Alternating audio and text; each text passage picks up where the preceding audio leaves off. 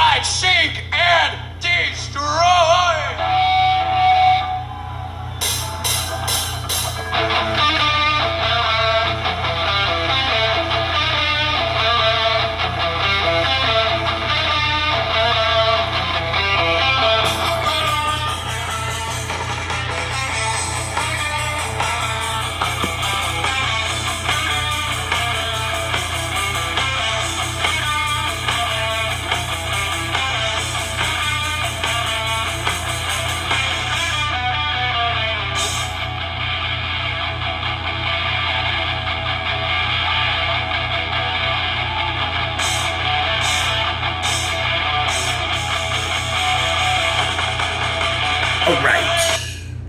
Metallica Seek and Destroy. Why? Because we seek out to destroy corruption, folks. Trust is unraveling across American institutions, affecting not only government but also news organizations, trusted sources of information, and most critically, expertise and values. American Cyberspace Trials and the Path to Trust is the latest book by Major General U.S. Army Mary K.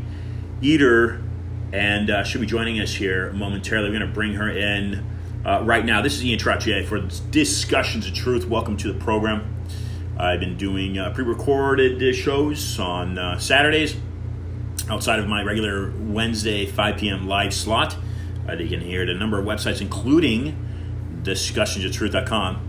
You can find more information about me and the program that I've been doing now for closing in on its 5th year.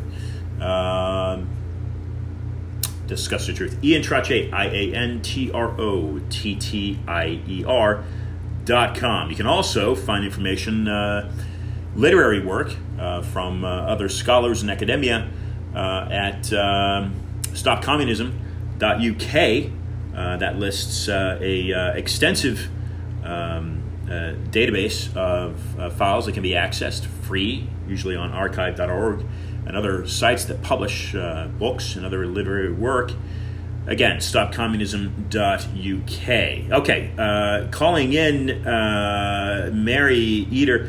Look, folks, next week I'm going to be in Oklahoma for a Thrive Time event, and I will be broadcasting live from there. So you can find more information about that at Thrive Time, and also at iantrottier.com. Calling Major General Eder here.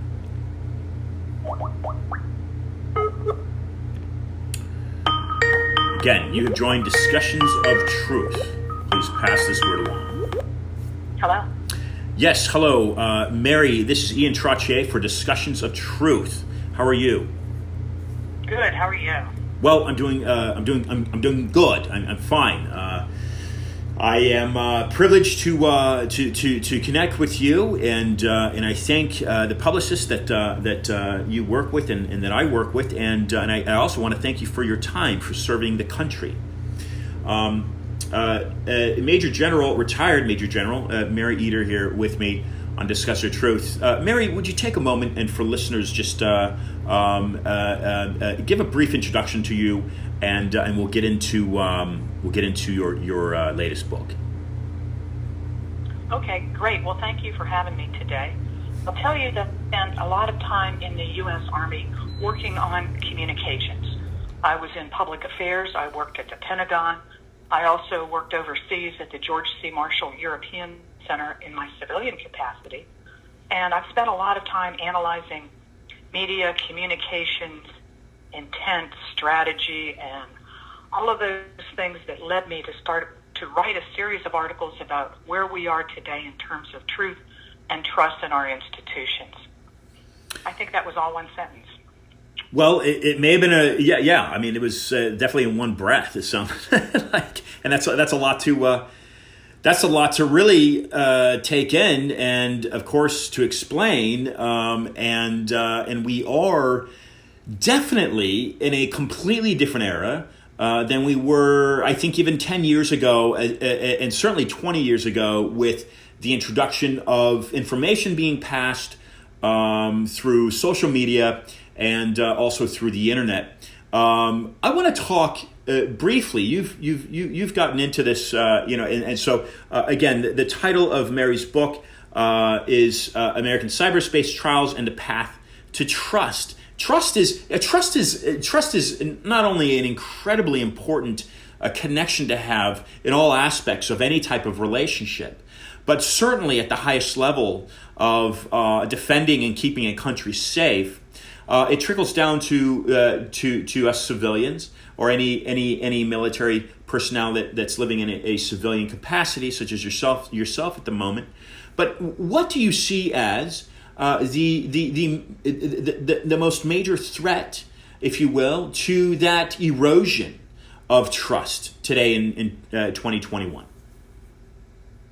Well, I follow a lot of studies, polls, reviews of our institutions and how we've been losing trust in them, as you said, for the last 20 years. And one of these polls talks about how in this year especially, we are pretty much at rock bottom in terms of trust in all of our basic institutions, whether that's government, business, the media, or non-government institutions, including churches and universities. So if we're at rock bottom, the question is, how do we begin to find our way back? What is it that we need to do ourselves to begin to regain trust in our institutions and in our current relationships? Yeah, and how did we get to rock bottom? And I would certainly concur with wherever that information is coming from that you're reading from, in that with this global pandemic, there is so much misinformation circulating in regards to it as being a threat. And then certainly recently, within the past year, of how to treat it. We can certainly go get into that. But I also want you to know a former guest on the program is a former retired brigadier general. His name, I believe, is with the U.S. Air Force, Robert Spalding, and he has written about a stealth enemy. Not to get into this, but he's written the stealth enemy of China, and I think many listeners, certainly Wuhan being based in China, and then Trump referring to this virus as the China virus, which seems to be painting with a very broad stroke. It could have originated from anywhere, and to call it the Chinese or the China virus seems to be pointing fingers at one particular country more than others. It could have been brought in from China elsewhere. But Spalding talks about China as a stealth threat outside of these the virus and the pandemic. But what is, if you will, again, to kind of come back to the base there, what is the root, in your view? What is the root of, what is that rock bottom? What is the cause of that rock bottom? What is the root of this misinformation, in your view? Well, you mentioned, where do I get some of this information? And certainly there are various polls and studies. One of them is Edelman, that does this annually. Roper, Pew, and a couple of others also do annual polls on how Americans trust, with a more refined breakdown of institutions. So right now, for example, the institution with the greatest trust in it is small business, and in second place is the U.S. military. So being in the Army, we would watch this annually to see how the Army fared in terms of trust, and it's generally pretty high. And I think part of that is because this is a values-based institution that self-polices. It takes care of its own issues internally. We see the same thing in certain professions, whether it's medical or the legal profession, so that there is a standard and there are rules to be followed, and if there are people who don't follow them with the ethical aspects of that profession, then there are remedies for it. But I think overall, where we are right now is we have been too naive with how our new means of communication has come at us so fast. We've had the 24-hour news cycle since 1989, and I don't think we're still used to that. It's all just too much, too fast, and it scares people with thinking we can go even faster, and using AI and machine learning, losing some control over even how we get our information.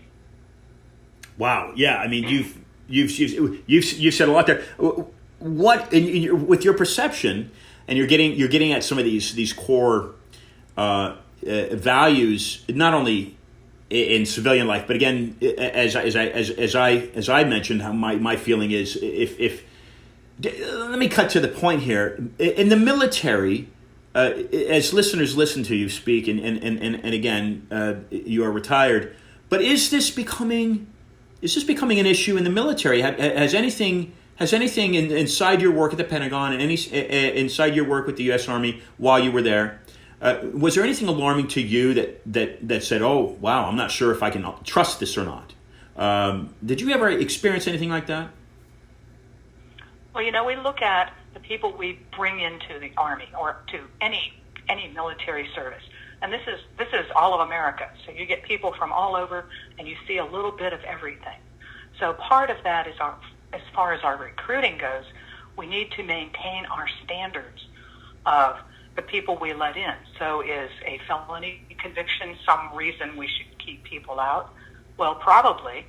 And certainly we need to look at all of our standards for recruitment, for how we bring people into this institution, and then are they able to meet the values requirements that it has?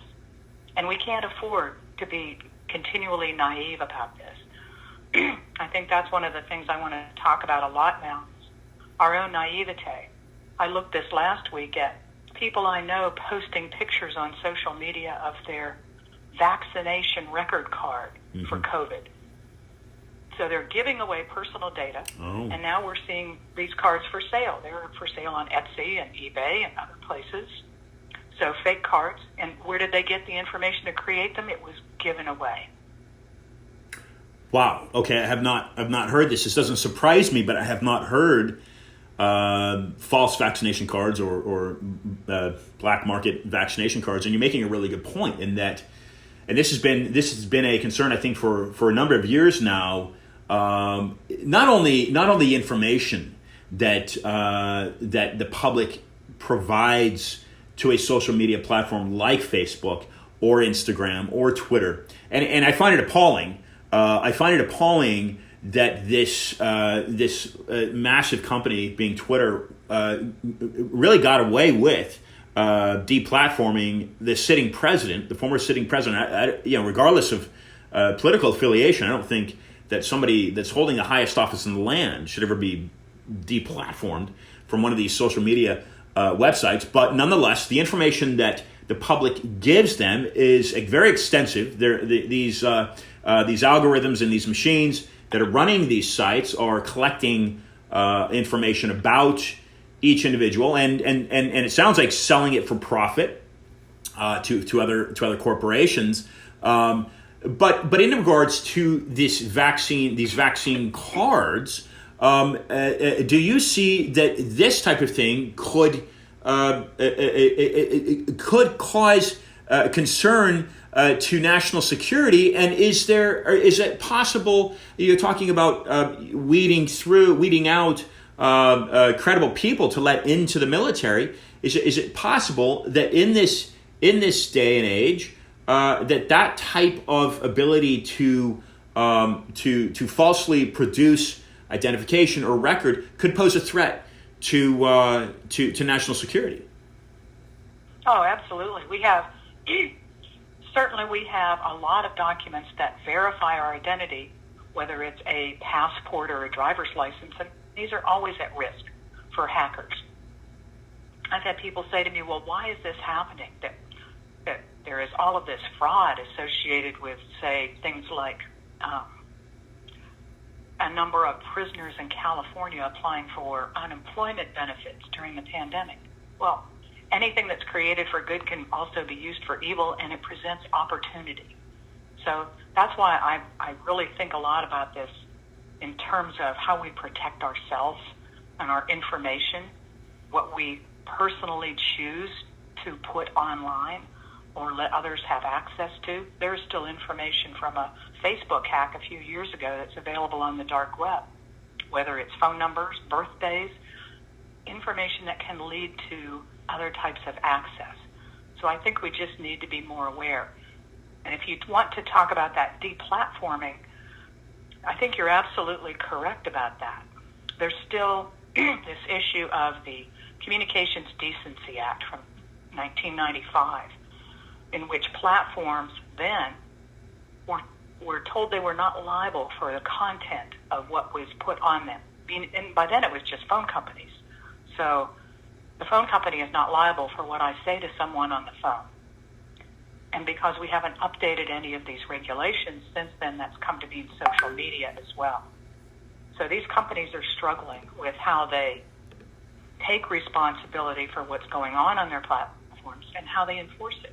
They're not doing well right now, obviously, because they don't have the correct algorithms. They don't have the ability to police. They don't have a set purpose for what they're trying to do, and they're trying to do it at the same time they're operating them. So I think we have a long ways to go with this. I've recently worked with some folks in the Ted Cruz campaign and have tried to connect with Ted Cruz himself to try to get some of this legislation rewritten. What is your view? Do you feel that that these social media companies should be held accountable, and do you view them as publishers? I think that one of the loopholes, without having not looked at the laws too closely, it seems that one of the loopholes they're kind of getting these the responsibility avoided is that they're claiming that they're a private company and that they're not a publisher, but they're a private company and they're allowing the public to essentially publish to them digitally. Do you think that they should be held more accountable in that regard? What is your thought? I definitely think that this is coming. Certainly we've seen in the EU that they are having issues with Google and its search engine platforms as far as antitrust. Mm-hmm. We're starting to see states in the U.S. write their own laws for how these platforms work. We had a problem in Australia recently with seeing Facebook refuse to pay for news, saying, well, we can pick up anything we can and just put the link there, while news companies are hurting. But where we are with tech, big tech, right now, at the end of 2020, the big ones, Facebook, Google, Amazon, Microsoft, Apple, had a combined market value of $7.5 trillion. Wow. That's a lot of power in the marketplace and a lot of influence. Yeah. So we're going to see changes, but they're going to be slow. So the title of your book again, is American Cyberspace: Trials and the Path to Trust. It's available on Amazon, number of outlets. Benson's-review.com is a website that talks about you and your books. Mary, is American cyberspace, what is the biggest threat to American cyberspace? And then I want you to talk about the news outlets, the mainstream news outlets that Americans are feeding from. But what is the biggest threat in your view to American cyberspace? I have come through to believe that perhaps our biggest threat is our own naivete, our willingness to believe, our instinct to trust, our faith in, well, they didn't mean any harm, our inability to slow down and say, wait a minute, why am I seeing this story? Why am I seeing this today? Why did I just get a friend request again from somebody I already know? Yeah. What I do now when I read news, I mentally take out all the adjectives. So I get to just what happened. This happened on this date, period. Because that's all I want. I don't want judgment. And judgment is so pervasive along with attitude and sometimes not even insight that it changes our perceptions while we don't even realize it because it is so pervasive. So have we allowed our mainstream media outlets, let's take two that basically represent the opposing sides of the aisle politically, we'll take Fox News, for instance, and then we'll put it up against something like MSNBC or what typically had seen to the past few decades CNN being neutral. I think CNN now is catering more towards the left side of views. We'll take the two political aisles, which I frankly, Mary, I've tried to stay neutral politically because I simply want to make sure that the Constitution is defended and that all liberties, political views, are upheld. But have we allowed, as Americans, where we have this cornerstone of freedom of speech, certainly, but freedom of press, right? That's the cornerstone written into that Constitution. Have we allowed over the decades and a couple centuries and a half that we've been in existence, frankly, have we allowed too many adjectives to define those news outlets? What do you think about that? I think we don't engage enough with news. We don't write articles back. We don't call in and say, hey, I didn't like that piece yesterday. And, silence is acceptance. So for the most part, many of our news anchors, regardless of what company or station they represent, they're celebrities, and celebrities in their own right. So they've become part of the problem. They are themselves the news, and they are not reporting on it. I don't see any anchor as being independent or objective anymore because they all have their own beliefs and their own purpose with what stories they tell. Any outlet you watch, each day they chase the same 6 to 7 stories.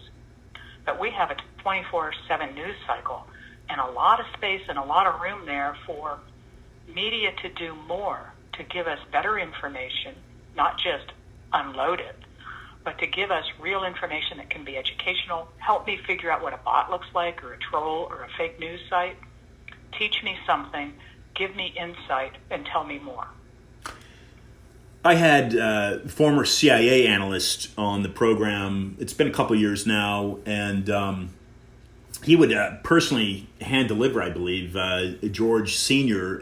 Briefings from the CIA briefings at the White House on a daily basis. Ray McGovern, and he told me on this very program. Again, I'm going on my 5th year. He says, "Ian, we no longer have a real sense of free media."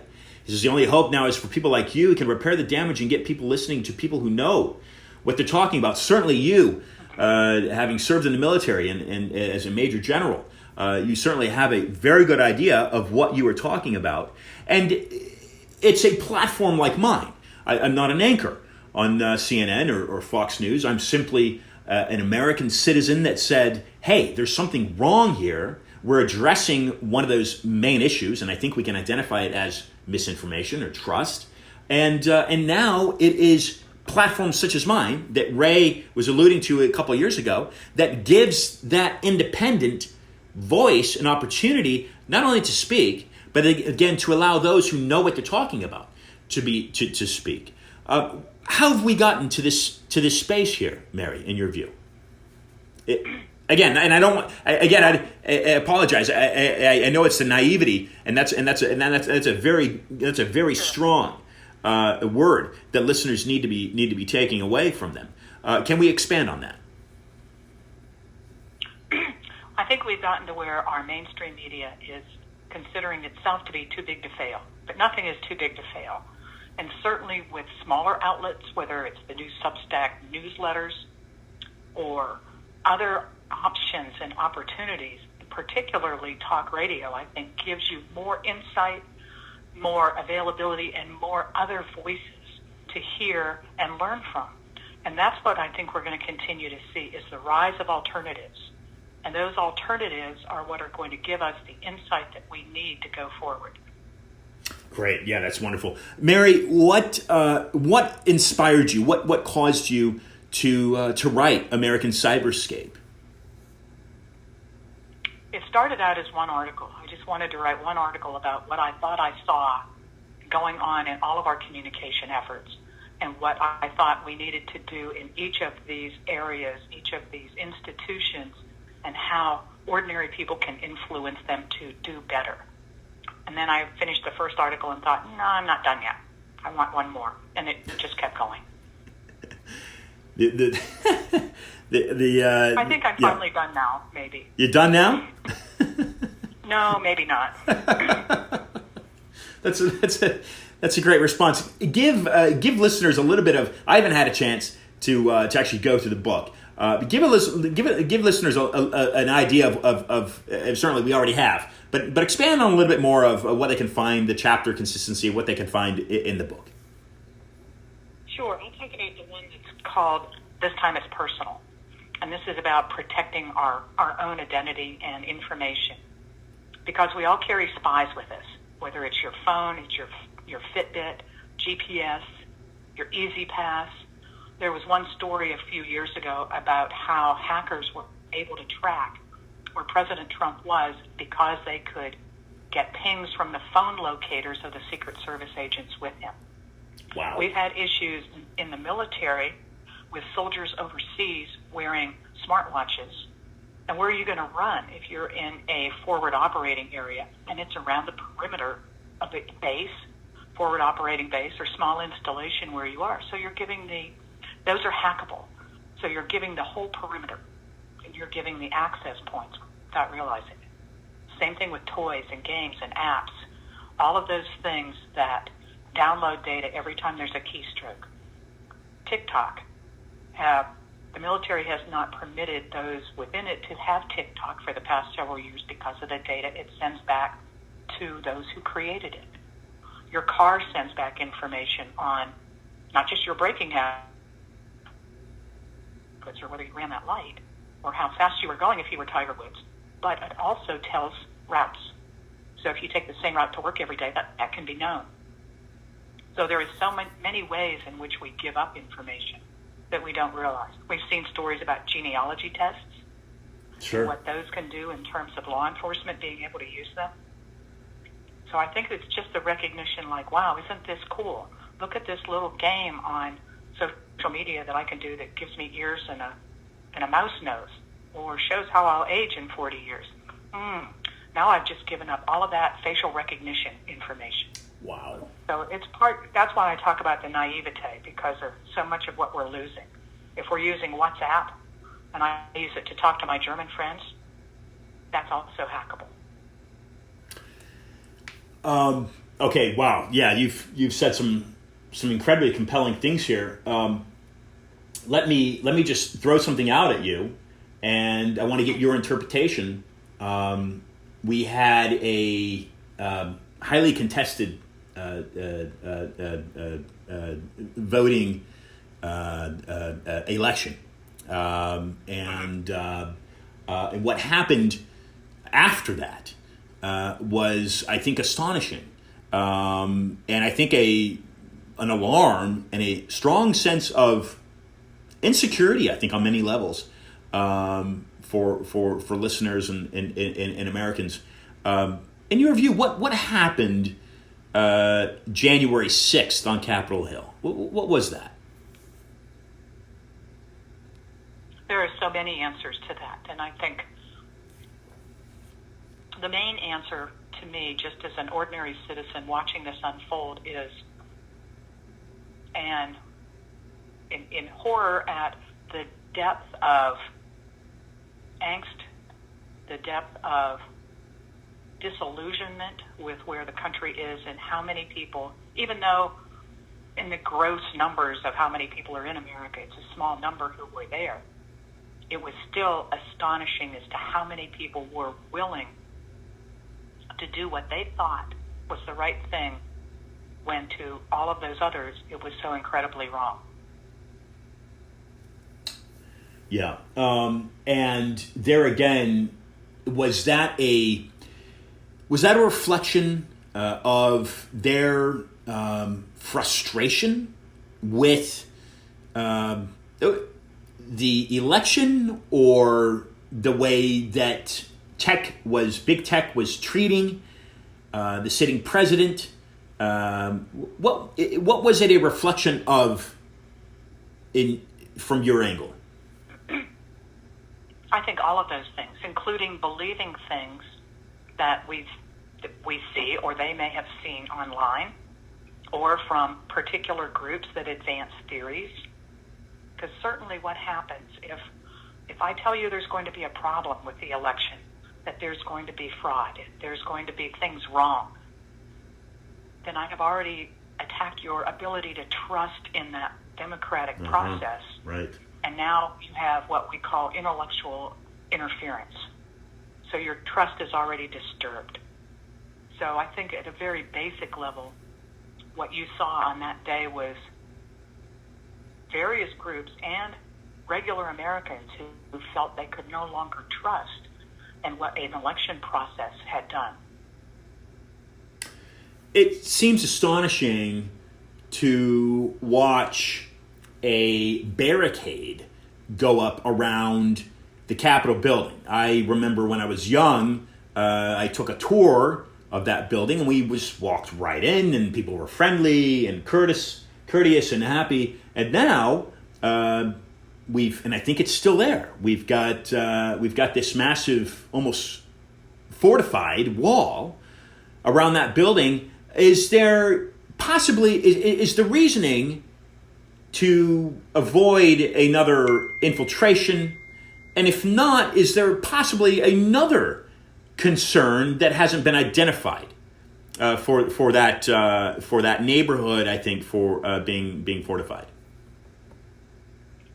I think what this is a temporary reaction and not a long-term solution. Yeah.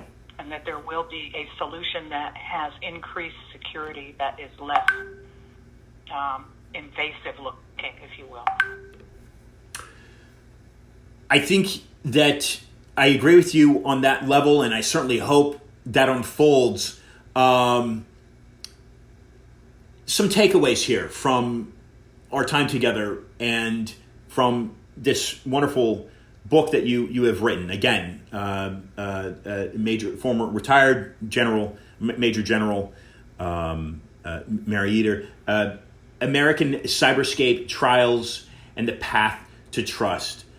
You mentioned earlier, Mary, that Americans should perhaps become more interactive with news outlets. Should they begin more questioning the information they're receiving, like you're doing, deleting adjectives out of sentences that are read? What is it that Americans can do, regardless of political aisle? I think that we all have a moral compass, and oftentimes that moral compass can not only land on one side of the aisle, but it can land on the other side of the aisle. So I think many times Americans are left, if they're like me, thinking, why do we even have a political system? Again, from my view, it's why don't we all just simply work on defending and supporting and strengthening the Constitution? What can Americans do? What can listeners do to gain more trust in the system? I'll tell you a couple of things. One is there are lots of fact-checking sites out there now. One of the ones I use frequently is Real Clear Politics. And there's others that look at various news outlets and rate them as to how far left or right or middle they are. There's a lot of new organizations starting to do the same thing. Excuse me. Including nonprofits. Universities. The University of Washington has a Center for an Informed Public that looks at analyzing sources for disinformation, misinformation, deep fakes. The FBI has just issued a notice that there may be an increase in deep fakes over the next 12 to 18 months, which are getting more and more sophisticated and more difficult to realize. But there are startups all over the globe starting to tackle fake news and disinformation. But for those of us ordinary people, we all have to be more careful. We have to take our own steps to protect our own information. And I'll tell you that while I was talking about here's all of the things we need to do, I wasn't doing it either. And then one day, one of my friends said, "Hey, is this you?" It was a Twitter account with my name, my pictures. And oh, by the way, it was in Damascus, Syria. Wow. So I don't know how long it had been there before I noticed it, but Twitter took it down. So some of this is just constant. constant need to protect ourselves, our information, and continue to search for what is ground level truth. And expand. Go ahead, sorry. Why am I seeing this story? Where did it come from? Why am I seeing it today? And what is the history behind it? So much of what we see today seems to not make sense until we realize the history and how it got here, why we are where we are. If we're looking at the border and the crisis there, yes, that is a story. But why are the people coming here? What is making this happen? Why is that not a bigger story? And why are we not doing more about that? That's what I want to see. Wow. Yeah, expand on this deep fakes. What is deep fakes? Deep fakes are videos that have been manipulated. So it can be your head on someone else's body in any movie now. You can star there and be Arnold Schwarzenegger if you would like. So we're starting to see those kinds of things that are ever more sophisticated in terms of inciting reaction. Wow. So I think that's going to create a bigger problem for us in the future. And as we close out here, Mary, as we close out, I'd like to get some thoughts on artificial intelligence. I've worked closely with a Google whistleblower lately that has spoken a little bit about that, but one of the issues he was addressing is something called machine learning fairness. How do you see artificial intelligence developing for Americans and globally, and what should listeners be concerned about in regards to that development? Well, I think it's already there and it's pervasive in many of our systems. So if you're applying for a new job, it's going to be reading your resume and looking for keywords. So if we're not prepared for that, and we're not using those keywords, and we're not smart enough about what words it's looking for, our resume may not get to go further up in the stack. Mm-hmm. So it's an awareness of where is AI being used, and it's in many places we don't even think of right now. How is it being used? Is it still crude in some ways? And we're also worried in a military sense about, is it going to become so fast that it replaces human decision making? And I think that's what we really have to be very careful with. And it sounds like that's where things may be headed. Mary, what's next? What's next from you? Sounds like you're contemplating continuing down this road and possibly stopping it or continuing. What can listeners expect next from you? Well, since I don't seem to be able to stop, I think I'm going to continue to write about big tech right now, because I'm really getting the sense that we're going to see some big changes coming. I want to see what's happening, particularly in the areas of antitrust, what we're going to see with laws and regulations that protect privacy. And big tech is vulnerable to hacking too, and that causes great grief for everyone. I also want to see what happens with we've seen big tech testify now 6-7 times before Congress, but no results from that. Right. One of my concerns is that states are going to continue to make their own laws about big tech, and then we're going to have issues with interstate commerce. So I want to see where this goes. Fascinating, and I think you're completely correct. Ladies and gentlemen, Mary Kay Eder, Major General, U.S. Army, retired. Some closing comments from you, Mary, and I appreciate you joining Discussions of Truth. Some closing comments, please. The last chapter in my book is, no, this is not all doom and gloom. Probably in the future, in the next 20 to 30 years, we're going to get better at all this. We're going to get better at protecting ourselves, our privacy. We're going to get better at seeing information that we can trust. We're going to see the fourth estate, the news media, do a better job of providing us with not just a tidal wave of information, but with true knowledge. And that's what I'm looking forward to. Wonderful. Mary, thank you for joining the program again, and I look forward to keeping in contact with you. Keep up the great work. Thank you so much. Thank you. That's Mary Eder, folks. She, again, like I said, is a retired Major General for the U.S. Army, and obviously has done some incredible in-depth research and work on the state of Cyberscape. I pronounced it cyberspace, Cyberscape in the United States, and it is. You heard her just like I did. My sense is that there was an alarm behind her voice. Okay?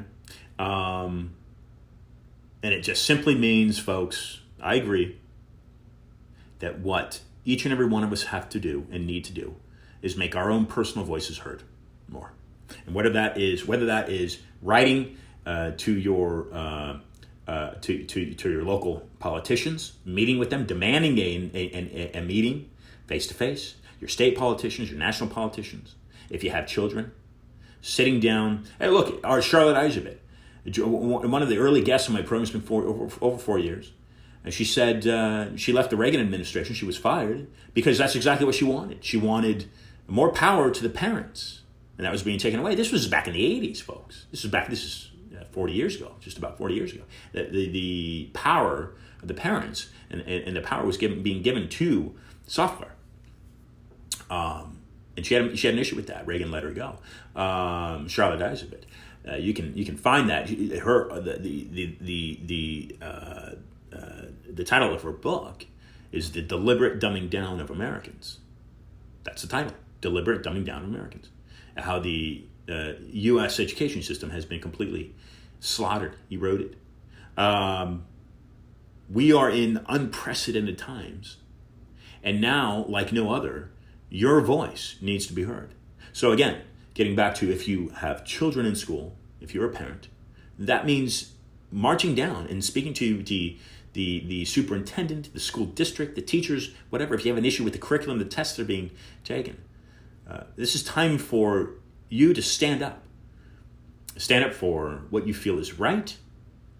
Stand up, most importantly, for your U.S. flag and your Constitution. Because once that Constitution is taken from you, you can side with one party or the other. But once the Constitution is taken from you, then your rights are gone. And you have no choice, and you are forced to someone else's party. So, anyway, the debate goes on, and I thank you for your time and your support and your efforts. This is Ian Trottier for Discussions of Truth.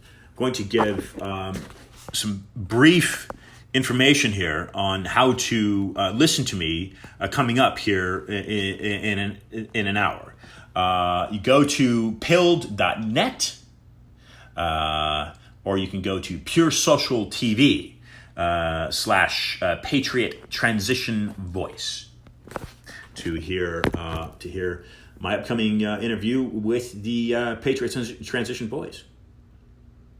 American Cyberscape, Mary Eder. You can find her book on Amazon. Do it now. And folks, until next time, be awesome.